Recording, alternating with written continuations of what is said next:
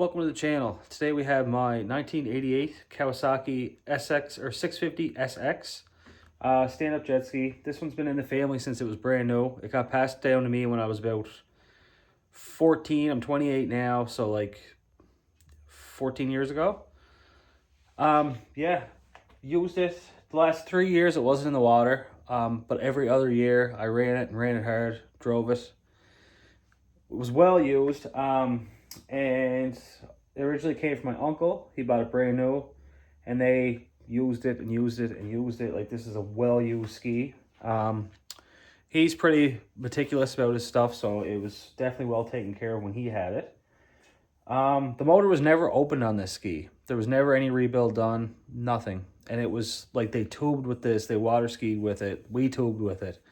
And it's just an incredible old jet ski. But so right now what I'm doing is, I noticed the last time I ran it about 3 years ago, it was kind of running lean. It was kind of being fussy. So rebuilt the carbs, still nothing. I ended up getting it running this year and it ran okay. But so what I ended up doing was I actually found online a brand new old stock manifold, carb, and spark arrestor. It's the bigger CDI 2 with the built-in fuel pump. This one here is a CDI 1 carb, 28 millimeter, with the standalone fuel pump and all that stuff. Is so old, I just figured I'd stop messing around with that. And because the carburetor was rebuilt so many times, it's in hard shape. Like, this was it after the ultrasonic cleaner, and it's just heavy corrosion and stuff on it. And I just wanted something a lot nicer than what was on it. So I ended up getting carried away. What started off as a carburetor replacement ended up being me doing this. As you can see, I went and took the motor out, started cleaning everything up. Like, this was all just caked and all big chunks of rust down there from the old belly plate that was under the engine. So this originally had a choke, and over the years I've switched it out to a primer. Made it a lot easier for me to start and get it running, as the choke, it was sea-solid and that never moved since I had it. So I just have it, a little hole in the tank here. Definitely not the best idea. If I were to do that again, I would have tapped into the fuel line. I do still have it running on the injection, the oil injection. So that's probably going to be swapped out here soon. So when I disassembled everything here, I did a compression test on it, and the compression's not great. So I'm probably going to get another season out of this before I have to rebuild it. We were getting around 110 PSI on one cylinder and around 100 on the other. So that's definitely less than ideal. Starter's definitely got some corrosion stuff going on. And another thing that happened was when I took the belly plate off, this was all corroded right down. So what I did, I put the bolts in with a washer. Actually, you can see these ones here setting up now. I got a little bit of JB Weld here. Now, if this was a jet ski that I was going to sell, or if I were planning on getting rid of, it'd be a case replacement at this point, because like you can see, it is pretty corroded. There's no holes or anything in it. This is after it was wire wheeled and lightly tapped. No holes or anything like that. I checked the front here, a little bit of water, but there's no oil, so that's good. I feel like the seal should be good. I'm going to do a pressure test on the bottom end anyway. But for now, the main goal is just to get this running, hopefully get a season out of it.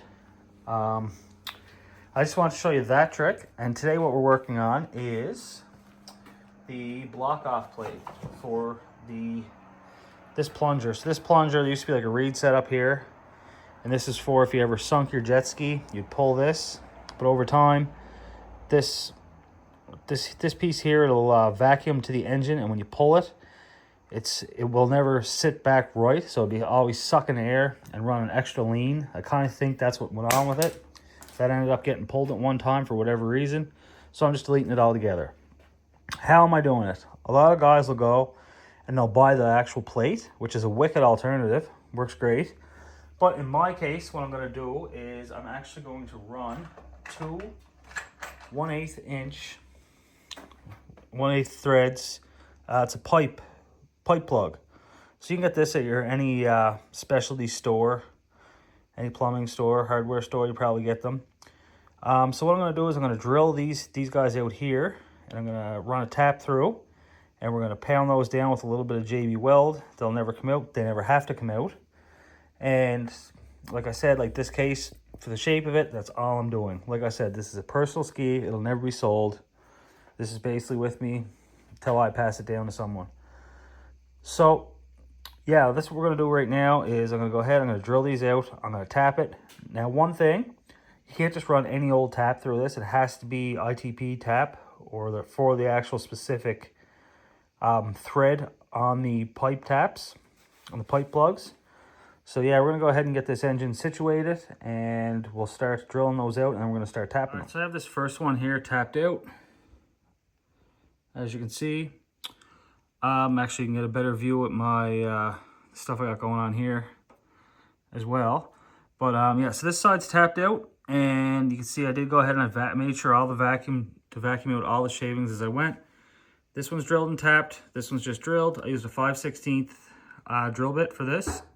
And then my 1/8 NPT tap. That's what you need for the pipe plugs. So that just came in a generic tap and die set I had kicking around. I actually thought I was going to have to buy a special tap, but as you can see, my set actually had it.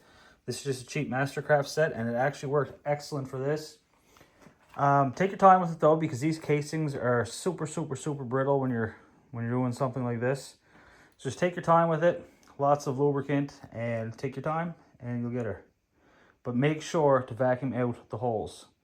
So I'm going to do the other side now, and we're going to go ahead and try to thread these in and see. So there we go. I got these all snugged up. I actually ditched the JB Weld idea on those, and I just used a thread locker because they went in really good, nice and tight. They're not going to move or go anywhere, so that's perfect. We're only trying to seal air anyway, so that's good.